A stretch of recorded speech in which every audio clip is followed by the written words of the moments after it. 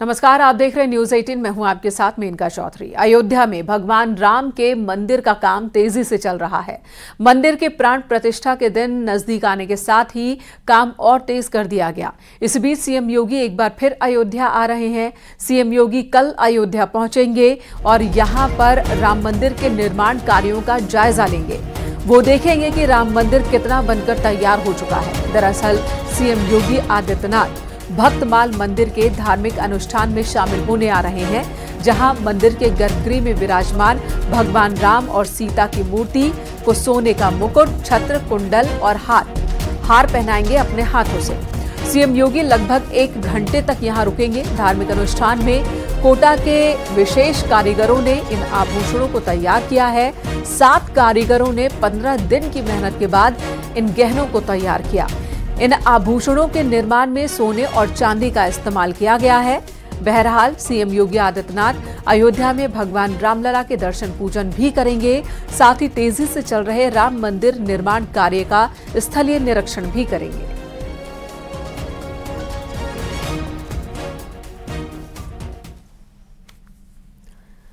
तो राम मंदिर का निर्माण कार्य कितना पूरा हो चुका है, आखिर कैसे तैयारियां हैं 22 जनवरी को होने वाले प्राण प्रतिष्ठा समारोह को लेकर, मंदिर के गर्भगृह से कैसा नजारा देखने को मिल रहा है, वहां क्या बन चुका है, क्या रह गया है, देखिए हमारे सहयोगी की ये एक्सक्लूसिव रिपोर्ट।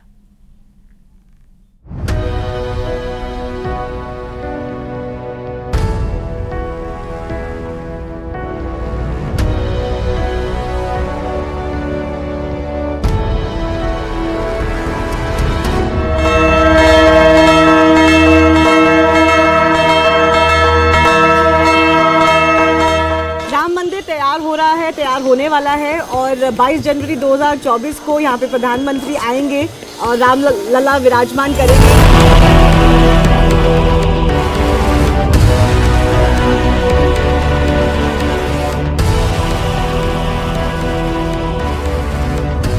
दीपेंद्र मिश्र जी हमारे साथ हैं।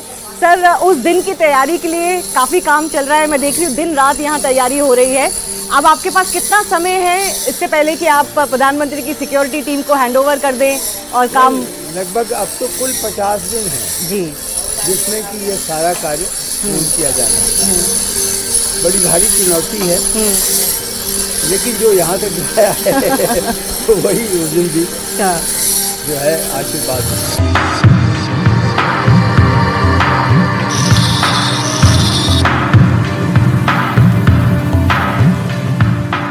ऐसा क्यों किया गया है कि 2 चीजें, कि एक तो 3 मूर्तियां बनेगी, फिर उसमें से एक का सिलेक्शन होगा, और दूसरा कि वहां से तो मूर्ति आई रही है जो विराजमान है, लेकिन नई रामलला भी विराजमान होंगे।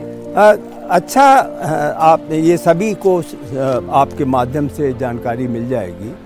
3 मूर्तियां तो इसलिए थी क्योंकि जो आर्ट वर्क बना कि भगवान कैसे दिखेंगे, जो उनको विवरण दिया गया कि किस प्रकार, किस उम्र की उनकी मूर्ति होनी चाहिए, किस प्रकार की, किस ऊंचाई की, लंबाई की होनी चाहिए, समचरण होना चाहिए, मतलब एक ही लेवल पे हो, फिर अजान बाहु होना चाहिए, मतलब उनके हाथ जो हैं वो लंबे हैं till going to the knee. So all those descriptions which are there in the Ramayana of Maharshi Valmiki and later Tulsidas ji, all that was picked up to describe.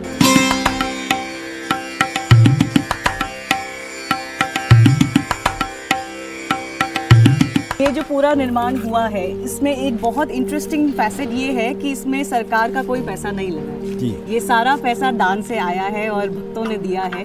तो कितना अभी तक आया है ट्रस्ट के पास और कितना यूज हुआ है? सब दान है। किसी भी सरकार का, राज्य या केंद्र का, कोई धनराशि इसमें इस्तेमाल या उपयोग नहीं हुई है। अभी 3250 करोड़ रुपए लगभग डोनेशन के रूप में प्राप्त हुआ।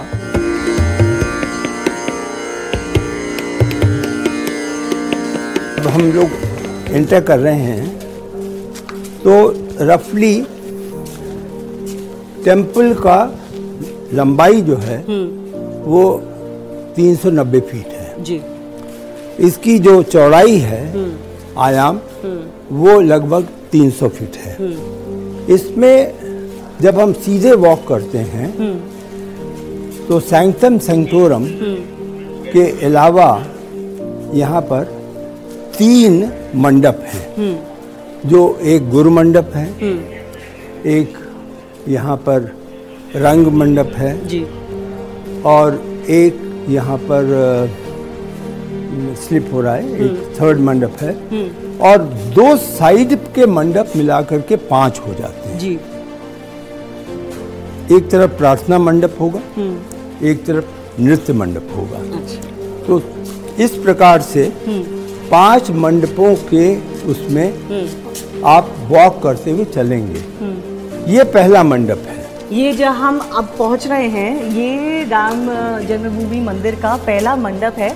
ऑलमोस्ट तैयार हो चुका है जी। यहाँ पे जो पिलर्स की जो नक्काशी वगैरह है वो सब हो चुकी है, और ये भी जो इसकी गुम्बद भी है वो भी तैयार हो चुकी है। तो इसका भी कुछ, ये रंग मंडप है। ये रंग मंडप है, सबसे पहला मंडप जी। हाँ।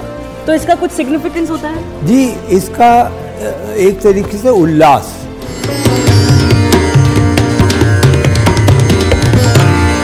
बहुत सारी मूर्तियां इसमें पिलर्स में बनाई गई हैं। ये इसका एक हिस्सा है जी। अपम जी। ये आप इस तरीके से समझें कि ये इनको हम नृत्यांगना नहीं कहते जी। They are not just dancers, but they are power, शक्ति।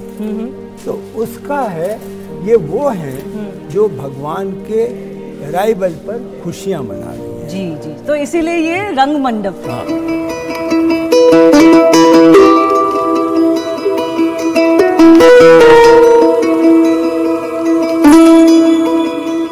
ये अभी इनको नकाशा जाएगा, या आप चिजलिंग कहें, हाँ। वो करेंगे, और उसके बाद फिर इसकी फाइनल टच होता है, जिसमें कि ये स्वरूप फाइनल हो करके आएगा।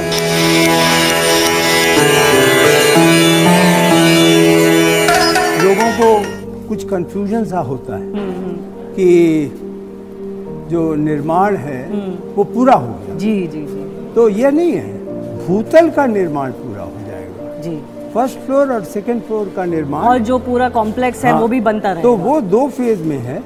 पूरा मंदिर दिसंबर 2024 में हो जाएगा। अच्छा, तो वो भी बहुत पास लग रही है डेडलाइन सर। आपको लगता है आप कंप्लीट कर पाएंगे? क्योंकि मैं जो देख रही हूँ, जितना विशाल ये स्ट्रक्चर है, तो और जितना आप कॉम्प्लेक्स की बता रहे हैं, 70 एकड़ का कॉम्प्लेक्स है, आगे परकोटा है, पूरा परिक्रमा होगी, तो बहुत काम अभी बाकी, बहुत चैलेंजिंग है। लेकिन कॉम्प्लेक्स जो है वो दिसंबर 2025 में पूरा होगा, वो बनता है।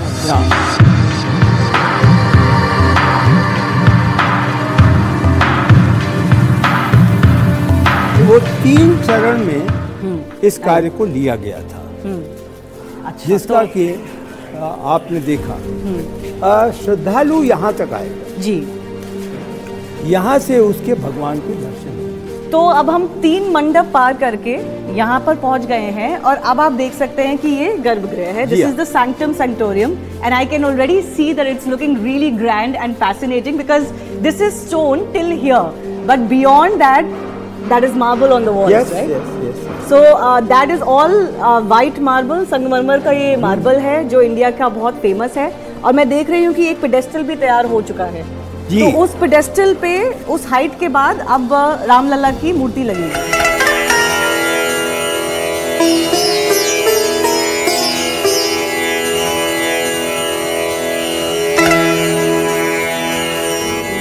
बिल्कुल आपने सही गेस किया। ये वही स्थान है जो कि प्रधानमंत्री जी ने जहाँ पे 5 अगस्त 2020 को एक शुभारंभ का पूजन किया था जी जी जी। उसके बाद निर्माण कार्य हुआ। तो मैं ये देख रही हूँ मिश्रा जी की ये कुछ ऑक्टागोनल टाइप शेप लग रही है, इसका कोई सिग्निफिकेंस होता है? ये जो गर्भगृह का जो डिजाइन है, इस पे क्या विचार हुआ था? विचार तो काफी हुआ कि स्क्वायर हो, ऑक्टागोनल हो। हाँ। अंत में श्रद्धालु को ध्यान में रखा गया जी। एक और एक तरीके से 2 चैलेंजेस और थे। एक चैलेंज तो यह था कि वास्तु और नागर शैली में यह कहा जाता था कि ये जो पार्ट है जो खुलेगा भगवान के दर्शन के लिए, यहाँ पर सोने के 2 द्वार होंगे, द्वार लगेंगे।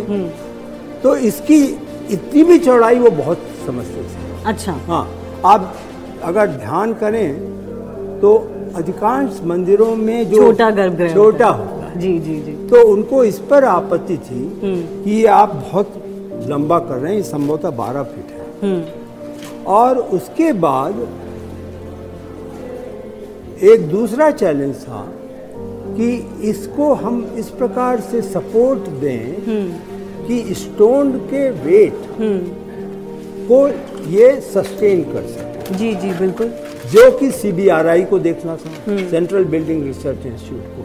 तो उन्होंने देखने के बाद यह अपनी स्वीकृति दी कि आप इतना कर सकते हैं, इससे ज़्यादा करेंगे तो प्रॉब्लम होगी सस्टेनेबिलिटी की। तो यहाँ पर ये कठिनाई थी। तो सर ये जो पूरा जो एक तरह से म्यूरल ही है, ये जो मार्बल में पूरा वो किया गया है, स्कल्प्ट किया गया है, तो इसके पीछे भी कोई स्टोरी होगी क्या? क्या डिपिक्ट करना था गर्भगृह की दीवारों पे?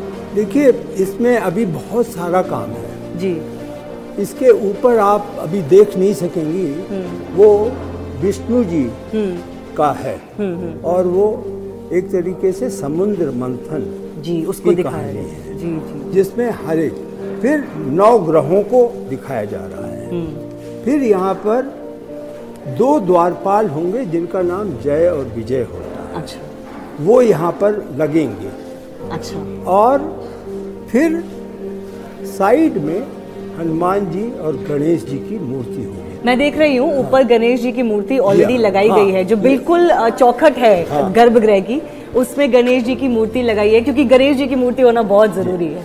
लेकिन साइड में लगभग 4 फीट के हनुमान जी लगेंगे और उसी प्रकार के गणेश जी लगेंगे। 1 सेकंड आपका और लूंगा। हाँ जी। ये जो स्थान है भगवान का, जिसको हम सभी विश्वास करते हैं कि यहाँ पर भगवान राम जन्मे थे, प्रकट हुए।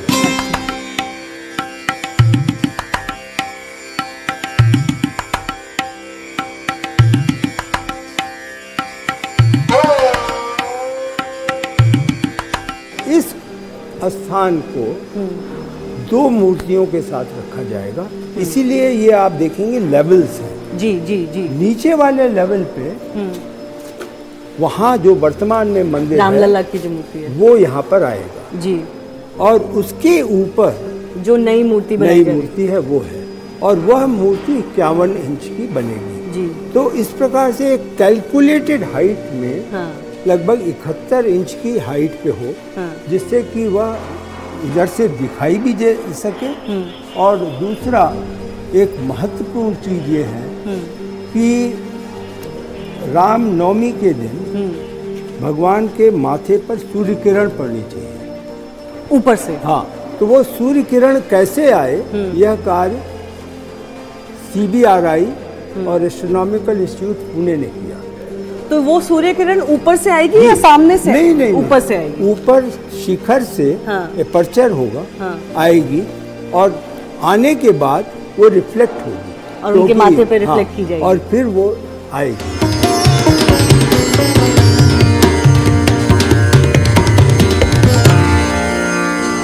तो सर 22 जनवरी को कुछ खास लोगों को बुलाया गया है, किस तरह के लोग होंगे प्रधानमंत्री के साथ?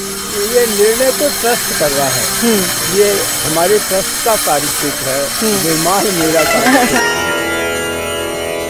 बहुत बहुत अच्छा लगा, आपने हमें पूरा गर्भगृह तक का पूरा रास्ता दिखाया और हमारे लिए बहुत फॉर्चून की बात है कि हम देख पा रहे हैं। लेकिन आप इमेजिन कर सकते हैं कि वो दिन कैसा होगा। राम मंदिर तो बनता रहेगा जैसे कि मिश्रा जी ने बताया, लेकिन 22 जनवरी 2024 का वो दिन कैसा होगा जब प्रधानमंत्री यहाँ आएंगे और पहली बार देशवासियों को ये मंदिर देखने को मिलेगा। दीपेंद्र मिश्रा जी, हमें अपना समय देने के लिए बहुत बहुत धन्यवाद, और हम उम्मीद रखते हैं कि राम मंदिर का निर्माण अच्छे से चलता रहे और बहुत सक्सेसफुल रहे।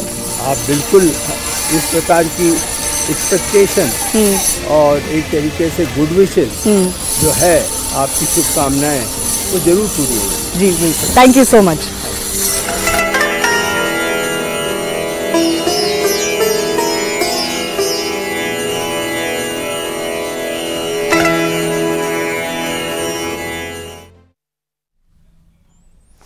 तो जैसे जैसे राम मंदिर आकार ले रहा है, राम के श्रद्धालुओं का उत्साह बढ़ता जा रहा है। पंचकोसी परिक्रमा के देश कोने कोने से देश के लोग पहुंचे। पंचकोसी परिक्रमा के लिए श्रद्धालुओं ने अयोध्या में 5 कोस की परिक्रमा में हिस्सा लिया। बुधवार रात 9:25 से शुरू हुई पंचकोसी की यात्रा के लिए आज अयोध्या की सड़कों पर श्रद्धालुओं का मेला दिखा। आपको दिखाते हैं ये रिपोर्ट।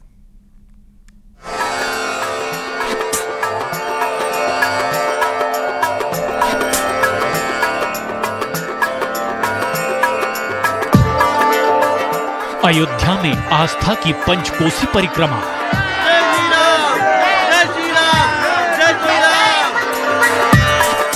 पंचकोसी परिक्रमा में श्रद्धालुओं का सैलाब।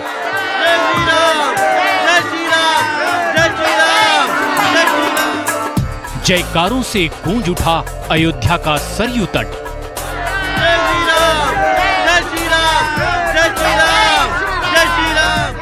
भगवान राम की आस्था की नगरी अयोध्या में पंचकोसी परिक्रमा में आस्था का सैलाब उमड़ा है। इस बार की पंचकोसी परिक्रमा हर बार से बिल्कुल अलग है, क्योंकि आने वाली 22 जनवरी को अयोध्या के राजा राम अपनी नगरी अयोध्या में विराजमान हो रहे हैं। इसीलिए इस बार पंचकोसी परिक्रमा में अलग अलग राज्यों से लाखों की संख्या में श्रद्धालु अयोध्या परिक्रमा करने पहुंच गए और इन श्रद्धालुओं ने सरयू नदी में स्नान करके राम नाम का जाप करते हुए पंचकोसी परिक्रमा शुरू कर दी। अयोध्या की परिक्रमा यूं ही नहीं की जाती, बड़ी खास है राम की नगरी अयोध्या। कहते हैं सृष्टि की संरचना के आरंभ के वक्त मनु बैकुंठ छोड़कर अन्यत्र कहीं जाना नहीं चाहते थे। सृष्टि की संरचना अपरिहार्य थी, तो ऐसे में भगवान ने सृष्टि की संरचना के आरंभ में बैकुंठ समान ही अयोध्या की स्थापना की। मान्यता ये भी है कि भगवान विष्णु के चक्र पर स्थापित है अयोध्या, तो इतनी पावन नगरी अयोध्या जो बैकुंठ समान है, उसकी परिक्रमा करके क्यों ना पुण्य लाभ कमाया जाए। एक दिन पहले की रात से पंचकोसी परिक्रमा की शुरुआत हुई। पंचकोसी परिक्रमा का शुभ मुहूर्त 22 नवंबर की रात 9:25 से शुरू हुआ, जो आज की शाम 7:21 तक चलेगा। पंचकोसी परिक्रमा रामनगरी की 15 किलोमीटर परिधि में हो रही है। इसका फल बहुत ही है, अनंत कोट फल है। इसका कोई अमूल्य है, ये इसका कोई मूल्य ही नहीं है। अगर आप प्रेम से कर रहे हैं, भक्त, हमने क्या कहा, भक्त से ही भगवान है, भगवान से ही भक्त है। अगर आप भगवान के प्रति भाव दिखा रहे हैं तो भगवान आपको कभी पीछे नहीं करेंगे, हमेशा आगे ही डेवलप होते जाएंगे। अयोध्या तो ये योगी महाराज की कृपा से बहुत ही अच्छा, सुंदर और बहुत अच्छा ही विकास हो रहा है। और इस परिक्रमा पथ पर लाखों की संख्या में श्रद्धालु राम नाम का जाप करते हुए आस्था की डगर पर चलते दिखाई दिए। आस्था के इस सैलाब में अलग अलग राज्यों से आए श्रद्धालु भी शामिल हैं।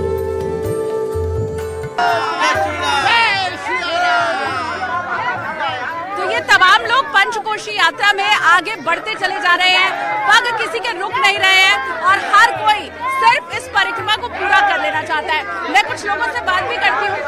आप कहाँ से आए हैं? हम दिल्ली से आए हैं यहाँ पे परिक्रमा लगाने। 5 कोसी परिक्रमा चल रही है ना यहाँ पे, तो हम दिल्ली से आए यहाँ घूमने, अयोध्या घूमने आए हैं। अच्छा, कितने बजे परिक्रमा की शुरुआत की आपने? हाँ जी, 5 कोसी परिक्रमा करी थी। हाँ। अभी खत्म हुई है। अभी आपकी खत्म हो गई परिक्रमा। अयोध्या आपको कितनी बदली हुई दिखाई दे रही है और क्या अनुभूति हुई? नहीं, पहले से काफी बहुत अच्छा कर दिया है यहाँ पे मोदी जी ने, योगी जी ने। काफी बार आते भी हैं यहाँ पर, बहुत अच्छा हो गया यहाँ पे। जो पार्किंग वगैरह थी और जो नहाने धोने का स्नान घाट था, वो बहुत बढ़िया कर दिया अब। यहाँ एक बूढ़ी अम्मा भी मुझे दिखाई दे रही है, जरा इनसे भी पूछते हैं। परिक्रमा पूरी हुई है, शुरुआत की है? नहीं, अभी परिक्रमा आपको चलना है। अच्छा, हाँ। कहाँ से आई हैं? हम फैजाबाद से आए हैं। और क्या उम्र है आपकी? हमारी उम्र 76 से ऊपर है। 76 से ऊपर है? 70 से ऊपर है। ये 15 किलोमीटर लंबी यात्रा परिक्रमा भगवान की कृपा है। हाँ, हाँ, इसलिए थकान नहीं हो रही? नहीं, थकान नहीं, खुशी है। अच्छा, हाँ, इसीलिए तो चल ले रहे हैं, नहीं तो घर में बैठे रहते। और बताइए, ये बड़े बूढ़े सबसे बेहतर बता सकते हैं कि ये परिक्रमा लगाई क्यों जाती है। आजकल के बच्चे नहीं समझते। परिक्रमा इसलिए लगाई जाती है, सुन लीजिएगा सही से, कि इस धरती पे भगवान बड़े बड़े कृष्ण राम, बड़े संत महात्मा सब यहाँ जो है खेले हैं, रहे हैं, चले हैं, उनकी चरण धूली है। तो हम लोग जितने परिक्रमावासी हैं इसलिए चलते हैं नंगे पैर कि वो तो है नहीं।